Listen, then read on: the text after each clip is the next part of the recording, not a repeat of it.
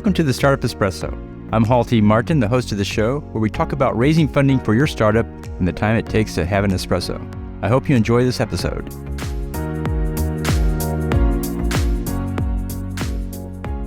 Hello, this is Hall T. Martin with the Startup Funding Espresso, your daily shot of startup funding and investing. Operating revenue is revenue from the core business.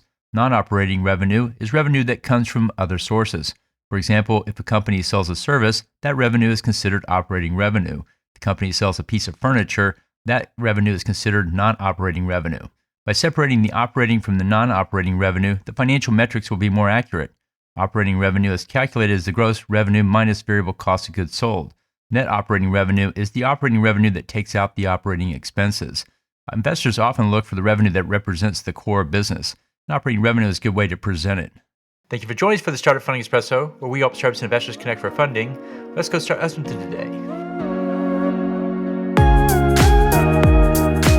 Hall T. Martin is the director of Investor Connect, which is a 501c3 nonprofit dedicated to the education of investors for early stage funding.